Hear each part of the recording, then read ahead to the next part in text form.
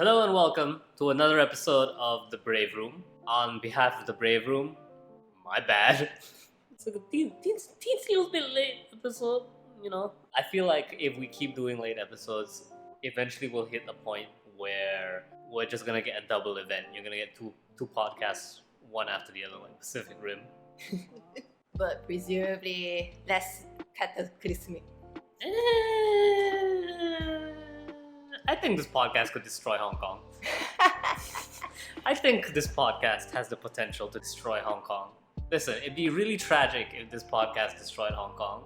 But on the plus side, we make sure we get the nice shot of the Chinese robot in and we get bang. That's a lot of... I've always found that the weirdest thing about movies. Have you... I don't know if movies still do it because I haven't gone out to see a mainstream movie in forever. But there was a point in time where every movie needed that China money. And so that's why the closing act of so many movies was a big battle in China. Transformers 3, no, not Transformers 3, Transformers 4 literally just takes place in China. And then you had that issue with Pacific Rim, yeah, that was the other one. Did you see the trailers for Pacific Rim in China? I did not. I swear, you would think that movie was about Crimson Typhoon. It was Crimson Typhoon's front and center of the whole poster, and then maybe the other three Jaegers would be in the corner somewhere. I mean, to be fair, Crimson Typhoon's really damn cool. Yeah, for all 20 seconds it's in the movie. Half of Crimson Typhoon's screen time in that movie is Crimson Typhoon in the background and a bunch of people pointing, that's gonna do something cool later. I have a figure of Crimson Typhoon. I bought the NECA Pacific Rim figures. I have a bunch of them. I have Gypsy Danger, Striker Eureka, Crimson Typhoon, and Cherno Alpha, yeah. And Knifehead, and the Gorilla thing. Can't remember. Leatherback. I liked Pacific Rim. I think it was a good movie. Yeah, and I meant to watch the anime and all the sequel. No, you don't. Yeah. Rule number one of enjoying Pacific Rim is you don't engage in any of the side content. Except maybe the PS3 fighting game that came out. There was one? There was one, and it was great. It had free DLC. I think it had free DLC, I can't remember. It was shit though. It was an arena fighter, and it was really slow because they wanted, But the in-fight intros were some of the best because, the in-flight intro, if you picked a Jaeger, was the Jaeger being flown in. So you had Cherno Alpha, with the 4 helicopters lifting it up and dropping it in the air. It was sick. I don't understand any of the mechanics because there was a whole thing where if you took too much damage, your pilot's sync would be broken and then you couldn't... I don't know, but Cherno Alpha had a finisher where he picks up a kaiju and then fires the flamethrowers on it. It's great.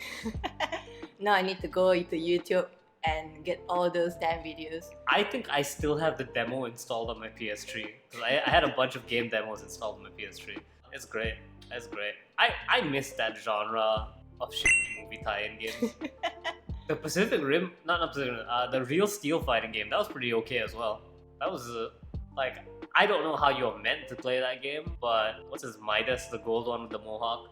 He's got a really good attack that does a lot of part damage. You can just break your enemy's leg, and then they have to spend every round. They get a little bit of budget to repair their robot, so you can make it too expensive to repair that robot. It's great.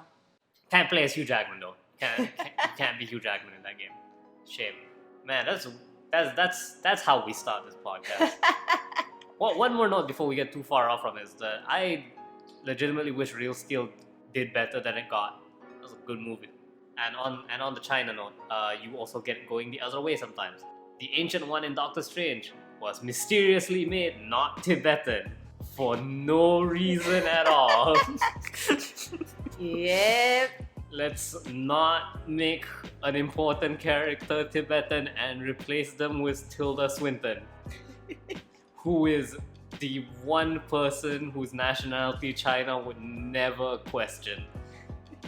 We're like, yep, that's Tilda Swinton. What was she even in? I don't remember. I don't watch movies myself. The last time I really went out to enjoy a movie was in fact Pacific Rim. Oh, that's old. Oh, I'm excited. So Sonic comes out this month, not next month really. So Sonic was the last movie I watched before the lockdown. and will be the first movie I watch post-lockdown. I'm excited. It's come full circle. It's coming full circle. Anyways, that is funny enough. That is not the topic for this month's episode of the Brave Room. But sometimes you just gotta take life like that. I think we're being a bit too rigid with the schedules. Sometimes you just gotta say, hey, Pacific Rim was great, and remember when the entire movie industry buckled to China, and then question Tilda Swinton's nationality. Listen, someone's gotta do it. Where we volunteer to ask the hard-hitting questions. You put Tilda Swinton in to make China happy, Disney. That's what I want to know. But we did have a big month, didn't we? Yeah, it's already coming to an end wonderfully, I suppose, and new patches, etc. Oh yeah. So there are no news stories to cover. We are not going to look at any news stories in particular because, good lord, every single game publisher had to finish their homework. Deadline was Q1, end of Q1, right? So they rushed it. Every game out the door, and pour one out for every games media person who had to rush multiple 100-hour experiences. Shout out to ELEX too for no reason whatsoever. Shout out to ELEX too for being a terrible, terrible game that I really wanted to like. I won't go into too much detail for it, because I want to put as much effort into this game as the developers put into polishing it. Not into making it. They clearly worked very hard on that game, but that game could use 3 cans of shoe polish. That game has a Fallout New Vegas e-dialogue system, which is great. I think more games need that. Mm-hmm. It is, if your game has branching options, the most important thing you need to do is have the game acknowledge when you choose a branch. Like the one of the encampments you can go to, a bunch of NPCs you can talk to do quests. So there's a dude who's like, hey, a bunch of people are hanging up weird posters. Can you help me go look for the posters? And then there's also the main story quest, which is you want the leader of that encampment to like you. So you have to talk to his advisor, and his advisor will give you a bunch of quests to do. And one of those quests is he'll say, hey, I need you to go talk to this guy. He's got a job for you. And if you've already talked to him, you'll be like, oh yeah, he wants me to look for the posters, right? And the guy will be like, oh cool, you've already talked to him, thanks. And those are nice features to have. Too bad rest of the game's ass. Sorry, I tried my level best with you, ELEX, but no. So yeah, shout out to ELEX too for no reason whatsoever. We talked about this last month. I've been playing more of the Elden Ring. And I put out a poll asking, because after all, new releases, right? So what were you playing? I only know Elden Ring. Listen, it's very hard to justify playing any other game. That game is good. And the fact that it's the most mainstream Souls game I have ever seen is both heartwarming and disappointing at the same time. Because did you see those people complaining about messages in Elden Ring? Oh no, but I did see complaints about the other mechanics. But go ahead with the messages first. Okay, so every Souls game has had, because the spirit of the Souls games is that they want to go back to that old school type of gaming where some kid comes to school and says, hey, did you know that if you go to this area and you do the jump gesture, then the Moonlight Great Sword will appear or something like that. And so they've baked that feature into the game where you can leave a message anywhere on the floor and it will show up in another player's game. But here's the catch, you can't write the message. Instead, they give you templates and pre-written words. Because otherwise, what's going to stop someone from writing a slur? And then this has existed every Souls game. Demon Souls onwards, every game has had this. And so naturally, as you would when you have a community doing the same thing, well, we've developed a little bit of its own language, and certain messages have somehow outlived the game they came from. And as a result, Elden Ring may or may not be full of messages that just say tongue butthole. It's great because you can have one of the templates is blank connector blank. So you can put like and, but, or, so tongue, but. So people are complaining, but these are unhelpful, and I'm like, so. They don't have to be helpful. Dark Souls 1 literally tells you that they don't have to be helpful. Like when you unlock the messaging feature in Dark Souls 1, it says, hey, yeah, just tell people how you feel. Mm-hmm. It's only by the grace of God that people were using it to be helpful with stuff like, check right, illusory wall ahead. Oh my god, illusory walls. You know what illusory walls are? Uh-huh. Okay, so illusory walls in every Souls game, they are walls. So you look at that, there's a wall over there, right? Uh-huh. But what if that wasn't a wall? What if you attack the wall and then it disappeared and then there was a hallway behind it leading to an area with an item? Uh-huh. So they have been in every Souls game. I can't remember if they were in Bloodborne or not. I don't remember. So naturally, because Souls players are honest, upright people, sometimes they'll put a message that says illusory wall ahead, but there's no illusory wall. It's just a regular wall. Yeah, I've seen my friend come out to at least 2 messages, bang, just on the wall, and then just a couple of more times to be sure. Okay, yeah. So this the saga of the illusory wall is even better. Okay, so at first you think like, how many illusory walls could there be? In Dark Souls 2, after the Ruined Sentinels, you enter this room. I think it's like 2 stories high. So there's a total of 8 walls basically. Mm-hmm. 4 of them are illusory walls. At that point, this is my personal story. All trust was gone. Every wall is suspect. And then in Elden Ring, during the beta, no one found any illusory walls. So I think they finally got rid of them. But strangely enough, illusory wall is still a word in the messaging system. So people were like, oh no, surely there must be an illusory wall in here. And sure enough, after you beat Godric, the next area you go to, there is an illusory wall. Okay, there's illusory walls in this game. Fine. And that's same thing. People keep leaving messages and we have to keep checking. Mm-hmm. Except it gets worse than that. Well, I should point out also, 2 major areas in Dark Souls 3, like the only 2 branching paths in Dark Souls 3 are hidden behind an illusory wall. And then there is a part in Elden Ring with an illusory floor. Ah. You have to jump attack the floor and then it disappears from under you. And then, so then the debate went on like, we should do something about all the fake illusory wall messages, blah, blah, blah. There's no, you just swing it once and then if it doesn't work, it doesn't work, right? Whatever, you go on with your life, don't cry about it. And then, I think this was last week or 2 weeks ago, the news story came out. Illusory walls were discovered in Elden Ring that require you to hit them 50 times before they break.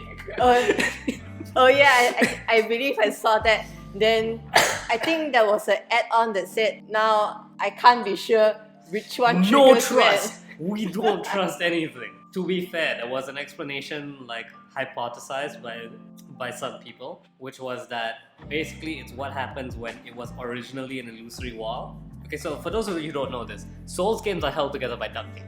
A lot of stuff is changed at the last possible second. So I imagine rather than whatever procedure they use to differentiate between an actual wall and an illusory wall, it was too much work to replace that, so instead they just gave the illusory wall a health bar. But the trust that's the other thing though. Souls players do not care if a mechanic is intended or not. It is, once it's in the game, it's fair game. And now every wall is, no wall is safe. No, there's no illusory wall there. I hit it already. Well, did you hit it 49 more times just to be sure? Like I mentioned earlier, when my friend saw those illusory wall messages, I saw her hit the wall at least 3 to 4 times before she moved on. Yeah, this is just part of the Souls identity at this point.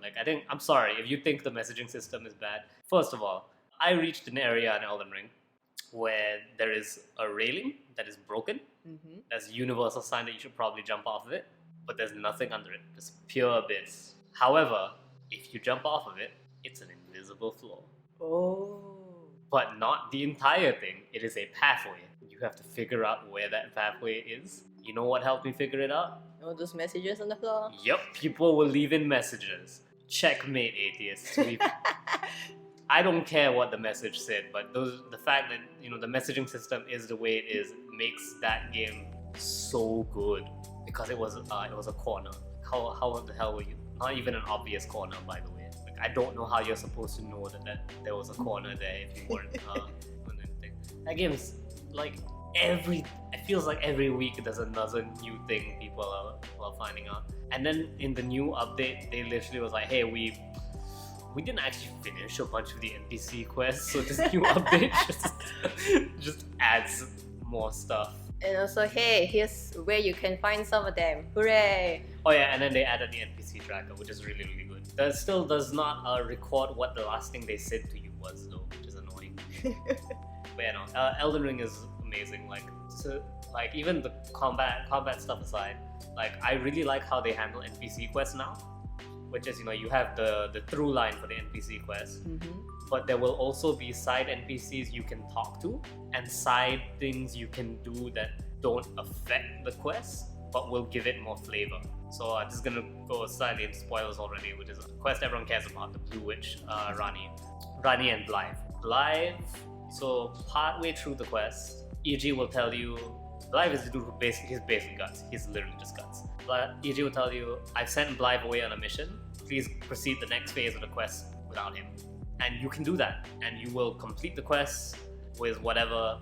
You'll get the end of the quest, no problem. However, the first time you meet Blythe, he takes you to one of the Ever Jails in the game. Ever Jails are like these bosses who were thrown into prison. And you go in just to kill the boss and you come back out. If for whatever reason, maybe you decided to go visit that, reminisce about your time with the Ikemen Wolf. You go there, you'll hear Blythe's voice, and he'll be like, what the hell? EG threw me in jail. He locked me in the Ever Jail. And when you hit to the end of Rani's quest, like if you're like me and you miss this, I completely missed finding Blythe. You can let him out of jail, but if you miss it, you will still have to fight Blythe at the end of Rani's quest. And if you do, and you can tell EG about it, EG will go, wait, what? But he's in jail. How did he get out? And that is the coolest thing ever. And you constantly have these branches where you can talk to other characters about all sorts of stuff, and they'll explain stuff like. So okay, like I said spoilers, so we're going to spoil. So there's this event in Elden Ring called the Night of the Black Knights. It is when the demigods started killing each other because they all wanted to be king essentially. And so the first of the demigods to die was Godwyn. Yeah, Godwyn. Yeah, the name's all super similar. So the rune of death was stolen, and then it was used to kill him. And who did it other than Rani? And you wouldn't know this doing Rani's quest. She just tells you, hey, can you go pick up something for me? And it's a mysterious black knife. And there's another character completely unrelated to her quest that you can talk to about it, and he'll be like, yo, Rani killed Godwyn. Like, yeah, no, she was behind it all. Like, this knife proves it. And then, if you haven't been doing Rani's quest, because you can get this item without doing her quest, if you just pick up the item and go to her for the first time, you can show it to her and be like, having talked to Rogier, she can go, yeah, I killed Godwyn. What of it? So you just constantly have a lot of this really, really cool stuff that you can do, and it's all intertwined. And there's a lot of them. Like, it's the same thing with another character whose name is Fia, and her quest triggers if you find the secret under Stormvale Castle, which is this giant, gross fish face thing just hanging out under the castle for no reason. And again, you can talk to a character. I think it's the same character actually, Roger, who can explain to you like, oh yeah, no, something shady is going on. So yeah, I really like how this quest system works because a lot of it is just flavor. Like, you do most of Fia's quest only talking to her and Vampire Hunter D, but you can talk to other characters and they'll acknowledge the quest is going on. They'll be like, oh yeah, this thing's happening. I think that's a really, really cool thing. For me, my interest in Elden Ring was mostly really mechanical because I saw that there's like a whole bunch of classes and oh my god, look, they made magic a bit cooler to use. And and then you have spirit summons that, yeah, sure, why don't I try Elden Ring sometime after when I'm not broke and all that jazz. I definitely recommend it. The spirit summons are practically necessary. Like, boss difficulty seems to be balanced around the idea of, well, you're going to summon enemies. So the most popular summon right now is the Mimic tier, because it literally just becomes you. And they nerfed it, but here's the thing, they nerfed its damage, but no one was using the Mimic here for damage. The thing about having a second U is that applying status conditions becomes real easy. And the most broken status conditions in the game right now are Scarlet Rot, which is toxic. So it does damage over time and more damage the longer it goes on. And Bleed, which gives you just a big payoff. And to a lesser extent, Frost is also considered really good. It's a weaker Bleed because it does a burst damage, and then your opponent also takes more damage when Frost procs. But it's harder to apply on the second and third times compared to Bleed. So yeah, just summon your summon your Mimic and watch as, because here's the thing, right? They don't have limited consumables. They don't have limited mana. What the hell are you talking about? They're fine. It's great. So the funny thing is, the Mimic is also a boss fight. It's 2 boss fights in the game that I found so far. And it is really funny when you have to fight yourself because you suddenly realize how scummy your playstyle is. I went into a dungeon and fought the Mimic tier, and I was like, haha, oh cool, I get to fight myself. First thing the Mimic did was chuck a sleep grenade at me. And I was like, oh no. Oh dear. Then I tried backing off a bit, and then he fired Scarlet Rot Breath at me. And then he hit me with my weapon, which does bleed procs. And I was like, oh, okay, this is how we're gonna do this. Start taking notes, everybody. I love people leave a lot of messages in front of the Mimic boss fights. Always says like weak 4 ahead, therefore try self-reflection. Yeah, so yeah, Elden Ring is great. I do have to say though, it's a little bit too loyal to Dark Souls 1 because the second half of that game's bosses are not great. Like, they are good, but they are not great. And a lot of it comes down to the fact that Elden Ring has a repeat boss problem. A lot of reskins, a lot of just straight up the same boss over and over again. And I've seen that sometimes they're just now regular enemies running around. I mean, Souls games do that all the time. It's meant to reflect like how much stronger you've gotten. It's that this is now a normal enemy. I mean, hell, the regular soldier is the tutorial boss. But no, so one of them, I really hate them. The Godskins. I hate the Godskins. Hate them so much. So in Dark Souls 1, there's this boss called Ornstein and Small. It is largely considered one of the best Dark Souls fights ever. It's certainly the most iconic because they keep getting referenced everywhere. I mean, what's his name? Theseus and the Minotaur and Hades? Yeah, I've seen the name Hornstein and Smug used to describe them. That should tell you like how much people love them. And Ornstein has he's one of the only Dark Souls characters to have like a figure, like one of those like really expensive figures made of him, without being like a huge story boss. It's like Soul of Cinder and Artorias and all that. But yeah, so Ornstein and Small. They are a really cool double boss fight. You fight them both at the same time. They have their own health bars. And what makes them so cool is, depending on who you kill first, that changes the boss fight. Because you don't actually kill them. You make them weak, and then the other boss will eat their soul and gain their power. And on top of that, it really matters who you kill first. Because after you kill them, only one of them's armors will be available at the shop. And it is whoever you killed first. And I remember I really wanted Ornstein's armor set, but he is so hard to kill first compared to Small, who just stands there and takes it. Like, I tried to kill Ornstein first, and Small caught all the hits and died first anyways. But yeah, so it's a really cool thing. Like, the phase 2 change is like, oh well, now you have to fight Ornstein but with some Small attacks. Or now you have to fight Small but with Ornstein attacks. The Godskin duo boss fight does not do this. They have a single health bar, which is actually an aggregate of their individual health bars. And when one of them dies, they just bring another one back. So you actually fight 4 of them. It is infuriating and boring. Like, there's the most boring phase 2 is, well, do it again. I mean, Dark Souls 3 had a similar fight called the Twin Demon Princes. And same thing, it was whichever Demon Prince you kill first, the phase 2 Demon Prince will have a different attack. And people were recommending kill the left one first because his attack can be dodged while the other one has to be blocked. So yeah, screw the Godskin duo. And you fight them so many times. I guess it's Godskin Quartet now. Yeah, technically they're the Godskin Quartet. And even then, like, there was another dungeon that I quit where the boss fight was another Godskin duo. So yeah, and so many of the late game bosses, like, they are all just kind of eh.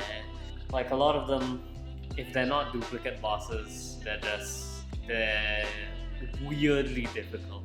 So there's Millennia, Blade of Mikola, who is an amazing boss fight, but goodness is that annoying.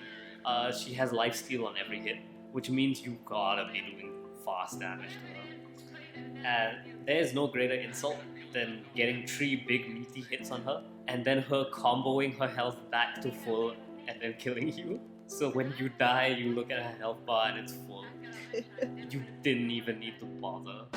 There's Moog the Blood Omen, who, in his phase 2, he is an MMO raid boss where he has an attack that you can't dodge. It just does damage to you, and you better pray that you've been avoiding his damage otherwise well enough, because you need to heal in between every swing of that attack to keep yourself topped up to survive. Also, that's another pro Elden Ring to level your health. No, it's legit. Like, I am at like 43 vigor right now. The minimum recommended health is 40.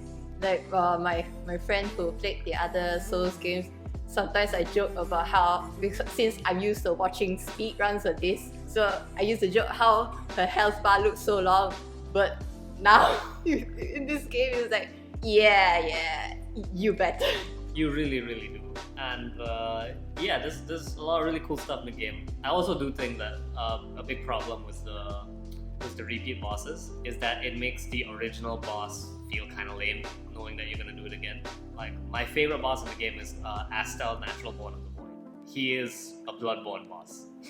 He is this big cosmic horror millipede thing, and he's got like a scorpion tail. He's a mayfly. My friend described him as being a mayfly.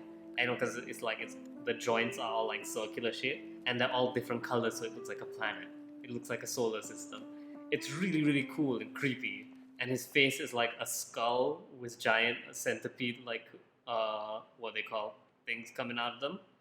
And then the skull is cracked, and inside the hole is a giant eyeball.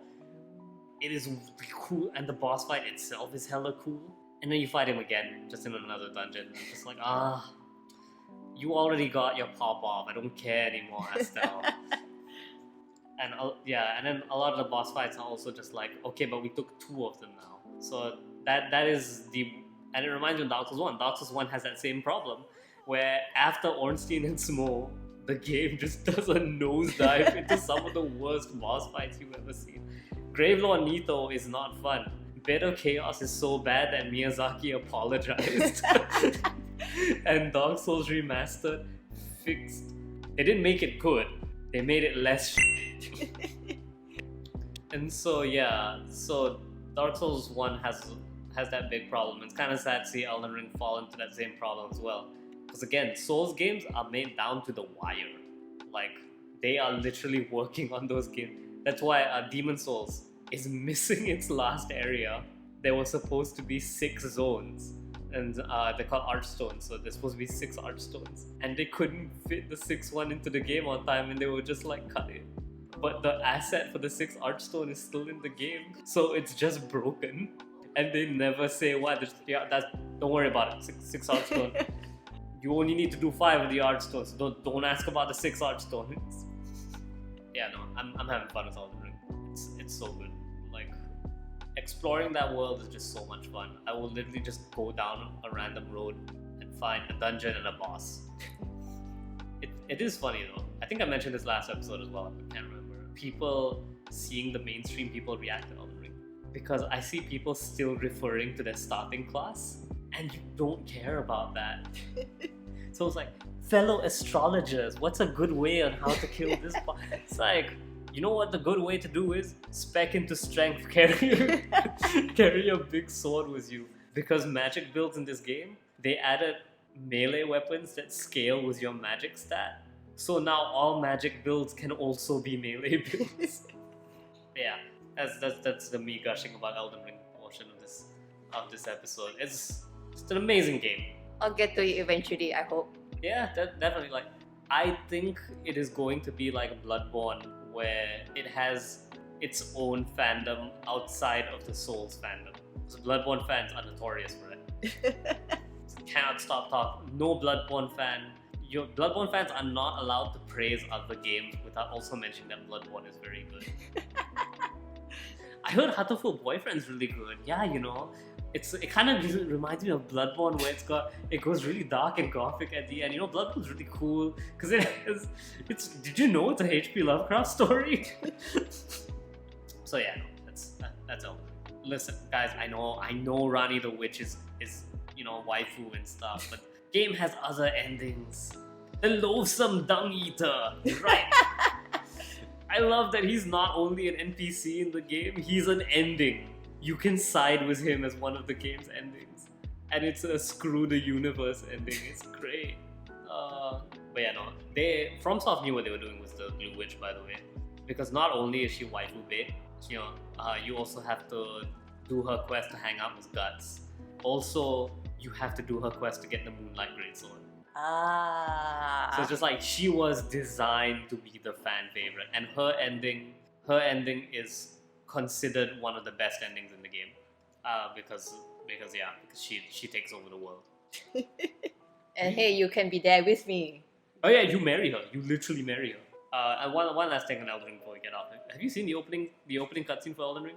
I've managed to avoid most things Elden Ring actually. That's an amazing skill. Yeah, so the openings for Elden Ring, you usually for the openings for Souls games will introduce the bosses, but Elden Ring does not do that. Instead, they introduce the other Tarnished, which are the key NPCs in the game, who are all with you on this quest to save the Elden Ring. And the voiceover is so good when he's this random dude introducing all the NPCs. That my friend and I have a rule that you can't just say their names. You have to say it like the narrator says it. Sir Gideon Ofne, the all-knowing. It's so good. That's where the loathsome dung eater thing came from, by the way. He's the last one, and there's the loathsome dung eater. So yeah, that's it for Elden Ring. Good game. Highly recommend it. I will probably still be talking about it next episode. Cause yeah, my friend found a way that you can start a new character and get a somber smithstone weapon to +9 in like a matter of hours, and that's while chilling. Like he wasn't speedrunning it. This was while we're just like talking smack about Guilty Gear or whatever. So yeah, you played a bunch of MMOs. Yes. How was that? Well, I say a bunch. You played Guild Wars. okay, look. Back in the day, there were so many of these free MMOs, so it's not like Guild Wars 2 was my first one. But yeah, basically, I went back to Guild Wars 2 after I upgraded my PC. And dear God, I could see Maguma in more than 20 FPS and in higher quality. Hallelujah. And rushed, or rather enjoyed the story and finished the expansion in like 17 hours or so, just taking my time, soaking it all in. And also to whoever you said, oh, you don't know how MMOs work. I've almost put in 2,000 hours into my main. You sit down. Okay, wait. We need to give some context on this. So you may have seen Kit's article recently where we talked about how terrible the new player experience for Genshin is. Which it is. It is an objective fact that is a terrible... I pulled Yae the other day and I can't use her. It is a terrible new player experience because I have to wade through many Yae-less hours of content before I can even start to level up. And someone told Kit that she just doesn't get it. Sent an email directly to her that she just doesn't get MMOs. So the fact that Kit took a whole week off from work to play an MMO is just great. I love this story so much. But yeah. So how's like, okay, what is a Guild Wars expansion? Because Guild Wars is like the most stealthy MMO I've ever seen. It never breaks into the mainstream, but it's always there trucking. Like, I swear, if you count Guild Wars 1, I think it's It definitely predates FF14. Guild Wars 1 definitely predates FF14. I don't know where it is on the WoW timeline. If I'm not mistaken, it was the last one, Eye of the North, was supposedly 2016, like that, roughly. No, but when did it first come? When did Guild Wars 1 first come out? I need to look it up because I never played the original Guild Wars. Hang on a moment. And that was April 28, 2005. That is not that far off from WoW. I think WoW was 2003, right? 2004. That is not that far off. So it is literally like one of the longest running MMO like IPs at least of all time. And it's just hung out there. Yeah, the first game servers and expansions, or rather campaigns as they called it, are still available. And the 3 campaigns of Guild Wars 1 together cost cheaper than a modern AAA game without a sale. No, but my point is just that so what's going on in the new Guild Wars expansion? So I've somehow avoided, many people have avoided a lot of it. yeah, I'm pretty sure basically a lot of people didn't really get to it because it was like maybe a week after Elden Ring came out, so I'm pretty sure everyone was in Elden Ring. And I saw some guys say we didn't have maintenance for our expansion, we don't have queues. Like, calm down. We weren't the most popular MMO to begin with. But anyway, we're finally off to the Asian-inspired land. It's like a lot of Asian-inspired lands. I tend to be China, but I suppose reasons. Yeah. But I would say maybe Japan is more common because there are a lot of weeboos out there. But Kanta, I would say, is more Korean, Chinese, and maybe a little bit of Japanese because the land was locked off for, I think, 2 centuries, at least 1 century or so. So we're finally back there, and God, it just looks so beautiful, even though I wish that would be more overt SEA for, we are here in Malaysia, why not? Just a little bit of hints here and there. Then they call it End of Dragons, finally putting the end to the dragon cycle. And I will be the first to admit, this story is definitely not going to beat out 14's by a long shot. But because of the direction and how it was presented, I just sat there for 10 minutes watching the credits roll by. Then of course I get to play my main again, and I love him so much. Yeah, no, because I remember that's the thing that made me want to try Guild Wars. That the RP stuff is really, really good because you have your starting area and all that stuff. As someone who came from RuneScape, that level of MMO-ness is really, really cool. But yeah, no, there's no blonde twink that's chasing you for his run back. So yeah, that was never gonna be 14. Then was there a new class in this? The new class was introduced with the first expansion. This one was only hey, your current class gets a new spec. So yeah, hell yeah, mechanics engineer, the best class ever. I won't hear any argument about it. I don't care if it's not that meta. Engineer number 1. And also world versus world, the scrappers are still really good. So yeah, you depend on me, but please not so much because I'm not that good at the game.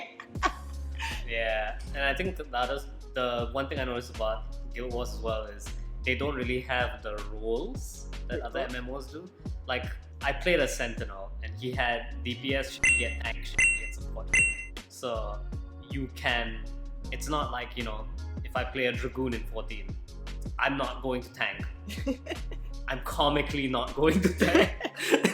Someone please tank.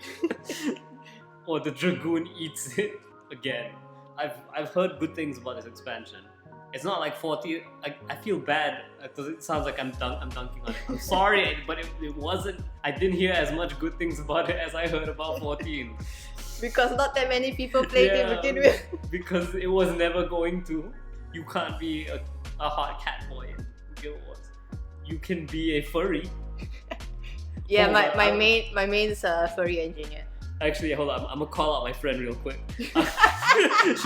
she's playing Rune Factory right now, and so one of my friends is a card-carrying furry, like legit, like full-on fursuit, everything. And then you have me, who is like, you know, whatever flies. Literally just spent the past 2 weeks thirsting over Ikemen Wolf. So, and she's like, oh my god, guys, I think I'm a furry. This one character is so hot. Like, oh my god, it finally got to me. I'm finally a furry, guy. And we're like, oh. And then she's like, hold on, I'll send my other friend a photo. And then it's this long silence. My friend goes, get that shit out of here. That's a kemono mimi. That doesn't count.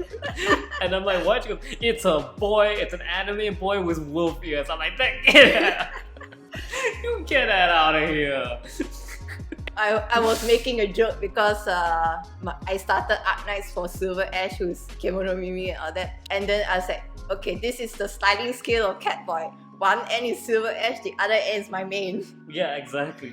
That's no, you get that out of here. It's like saying you're a furry for liking Hololive. Like, get out of there. Also, yeah, my character in 14 is a Catboy.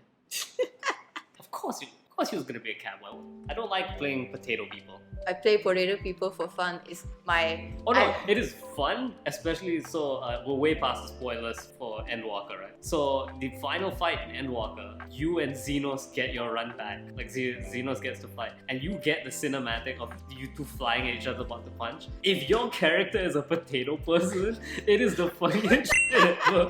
Because Xenos looks like a typical JRPG final boss where he's all gothic and, you know, he looks divine, and there's this 3-foot guy flying at him and he's like, I will kill you.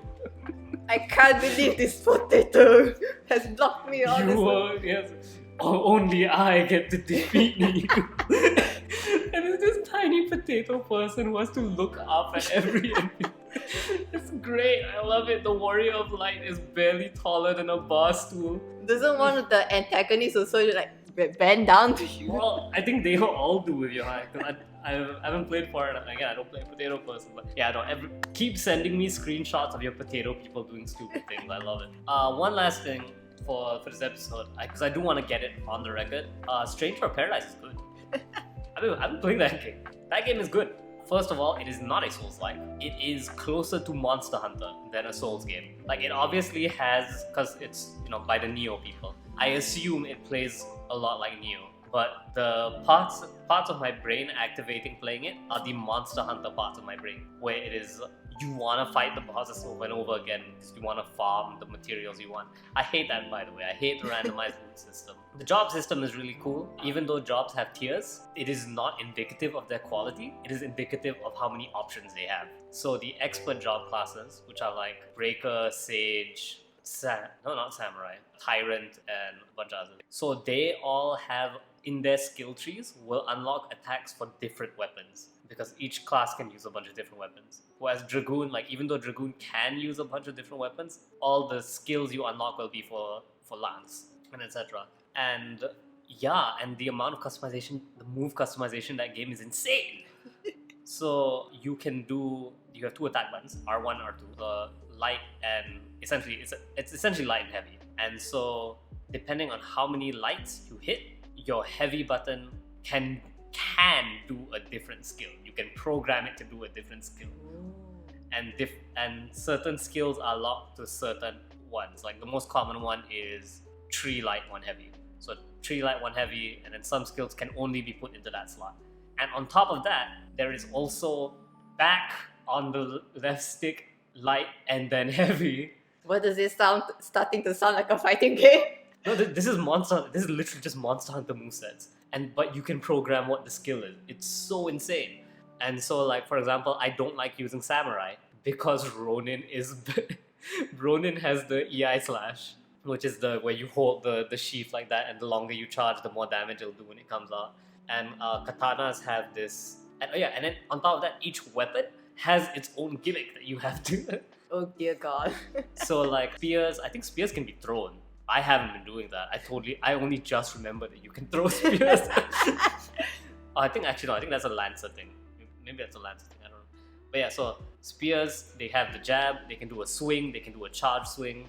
Greatsword literally has the Monster Hunter Greatsword charge, the tackle. Katanas, you can hold R1 and they will do what's called session stance. And then you can chain heavy attacks into each other. And while in session stance, you'll also do bonus damage. So what I set it to do is that and then you can program that as well. Like in session stance, what does R2 do? And you can program what it does. Like, yeah, that game's insane. And on top of all that, the story is actually really good. It is executed terribly, but it is a really good story. I'm going to assume that no one cares about spoilers for this game, because I want to tell you about the ending of this so bad. You're okay with that, right? Yeah, I'm okay. Okay, so how familiar are you with the plot of Final Fantasy 1? Jack Garland, question mark? No, okay, so the plot of Final Fantasy 1 is there is the evil knight Garland. Mm-hmm. And you have to go defeat him, and there are 4 crystals, and each crystal is guarded by an elemental fiend. Okay. It tells you that the fiends were created by Jack Garland, created by Garland, Okay. using his hate and chaos. And then when you kill him, you have to. It's like a time loop. Like you have to go back in time. So basically, before he dies, the fiends in the past will pull him through time back. So it's like a time loop thing. So in Stranger of Paradise, I feel you like okay. So you knew from the beginning that he was gonna be Garland. Mm-hmm. Like game does a piss poor job of hiding that. The demo, they literally talk about how because the boss in the first demo was a dude who looks exactly like Garland, and everyone commenting how he fights just like Jack. They removed all that from the final game, by the way. That encounter goes differently in that game. But the trailers literally call him Jack Garland. So the question is just how does he get there? And the assumption is because there are 5 Warriors of Light in Stranger's Paradise, as compared to the 4 in Final Fantasy 1. So the theory you think is Jack betrays everyone, and then everyone else becomes the 4 Warriors of Light in Final Fantasy 1. And it's not the case. Instead, what there is another race of people called Lufenians, who are like gods, basically, and they can reset the world whenever they want. And so the world is like a science experiment, and they put darkness into the world. So when there's too much light, they put in darkness. Darkness creates monsters, and then when the monsters start to overrun the world, they send what are called strangers, who are people from that world that go down into there, and then they fight off the darkness, and then they go back, and then they wipe their memories every single time they do this. So that is why it's called Stranger of Paradise. It's because Jack and the other 4 are all strangers who have been sent.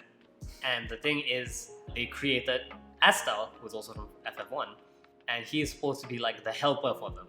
But he doesn't get to go back. He stays in the world and never gets his memory wiped. So from Astal's perspective, he meets his friends, the same friends over and over again, and they disappear, and then they come back and they don't remember him. And this world just keeps getting destroyed over and over again and reset and whatever. So they concoct a plan to betray the Lufenians. So they want Lufenians to stop messing with Cornelia. And so there's light and there's dark and there's chaos. And chaos is what happens when negative emotions meets darkness. And strangers have a bad habit of falling to chaos. Because they deal with the darkness, and then they get super angry and they'll get corrupted. And so the 4 fiends you meet are implied to be previous strangers who have all been corrupted by chaos. So Astal talks about how this, you've been trying in previous runs, your characters have been trying to find a way to overthrow the Lufenians, but it just never happens because at the end of the day they go back and their memories get wiped. And I don't remember the specific one because it's been a while and I've been playing a lot of Elden Ring since. But so finally, like all your characters start acting weird every time you defeat a fiend, a different one absorbs the darkness that comes out of that fiend and starts acting weird. And then at the very end, your party turns around and attacks you. And they start going, "Kill us, Jack, come on, do it." And Jack is so distraught by the fact that he's being forced to kill his friends. Guess what happens when his negative emotion meets that darkness? He becomes chaos. So he absorbs all their souls and all the darkness and becomes chaos. And now he has the power to go back to Lufenia and destroy it. So he goes to Lufenia, and then you fight Lufenia. His friends are like, you can't destroy Lufenia proper. Like, we've literally put you in a quarantine zone. So you kill the boss of that quarantine zone, and then you head back. And you're like, I'll protect like Cornelia from all this. And so you go back, and your friends their souls are still there, essentially. I may be getting some details muddied up, but they are still there. And they go, yeah, so we sent you not to present day Cornelia. We sent you all the way back. We at the start. And then, so Jack is like sitting there, and he's like, he's regular Jack. And he talks to them, and they appear, they're like normal people. And then the camera cuts, and they're all the Fiends. So you are playing the story of the Fiends and Garland. And what they told you in FF1 is true. His negative emotions mix with the darkness to create the Fiends. And it's like something like, because they have the power of chaos, they gain the power to travel through time, which is how the time loop in FF1 starts. And the very start of the game is you see Garland, the very first cutscene in the game is Garland breaks into the palace and kidnaps the princess. And they show like Jack's relationship with the princess. Like, there's a part where he talks to her and he jokingly says like, haha, if I became chaos, the first thing I would do is I would break into the palace and run away with you. And then they play the cutscene again of him doing exactly that, and he's fully in the Garland armor, and it's the coolest thing ever. So yeah, that is a good ending. Like, I didn't explain it the best, but it's one of those endings where you're like, oh no, this entire journey makes sense now. You can just imagine my face. It's really, really good. Like, it makes so much. It makes sense in the way that like, oh, that's how that story was going to go. And yeah, so I really, really like it for that. So yeah, I do think like, I think a lot of outlets gave this game an unfair shake. Like, it has a bit of jank to it. Fine, I will concede. It is hideous as sin. I'll concede that as well. But it is a mechanically good Final Fantasy game, like, and a really, really good action RPG on top of that. And also, all the zones that you go to are all references to other Final Fantasy games. Like, whenever you enter a new zone, it tells you it was based off of Dimension, and then a Roman numeral. That is the Final Fantasy game it comes from. So one of the early maps is from Dimension 13, and the music is from FF13. And it's really cool, they even featured the lesser known Final Fantasies. The Kraken boss fight takes place in Final Fantasy VII. Like, it's so cool that they pay tribute to the lesser known Final Fantasies, especially in this like super, not the most popular 7 area, the Mako reactor. It's like, that's such a deep pool, So yeah, it is a good love letter to Final Fantasy. And also, Jack is such a psycho, and I love it so much. Like, I'm pretty sure you've seen the clip by now where Lich is like trying to explain his backstory, and Jack literally flies up and punches him in the face before he can even finish his sentence. All the language in all the FF games have been kept PG-13 just so that Jack can unleash his full force. The true black mage can cast the F-bomb. So yeah, it's really good, and Sophia is the best character. Like, at first we were all like, oh, Neon, she's cute, she's got the sailor dress, and she's got that kind of weird personality where she acts older than she looks. And then Sophia comes in and she's just like, ara, bitch. And then, because each of your party members can have like 3 different jobs. She's a dragoon, so of course... +1 already. +1, so Sophia's the best character in the game, is my point. Anyways, that's pretty much it for us. I highly recommend trying out. There were so many good games that came out. We didn't even talk about Triangle Strategy. Kirby just came out last weekend. What else? This was long. Tiny Tina's Wonderland launched. It's a Borderlands game. Haha, funny gun poop fart. Fantasy. There, that's WWE Persona Ultimax. Wish it had rollback. Soon. So yeah, lots and lots of good games, and that's why we have a long episode, because we just wanted to talk about them, and because Elden Ring just warrants that much talking about. Also, please, since Guild Wars 2, the base game is free, the not as critically acclaimed MMORPG, but you can try the whole entire base game up to the level cap, do whatever. And the first ever live update of sorts is finally coming back for free also to all upcoming accounts. And also the last thing I wanted to interject because I was just joking about, are you really playing an MMO if you don't love your PC character? And then my friend was like, oh, that's why WoW people are so miserable. Do people love their WoW characters? Like for Battle for Azeroth, they 3D printed a bunch of people's WoW characters and put it in the battlefield, and people came over that, which is really cool. Okay, I will admit it's a really nice touching feature, but it's one of those things. It's the curse. If you don't play an MMO, seeing people gush about their MMO will always be cringe. I saw people like reportedly in tears over the start of Destiny 2. It's like, oh my god, it's such a beautiful shut up. That being said, I bet if I played Destiny from launch and then Destiny came, I'd probably be like, that's so beautiful.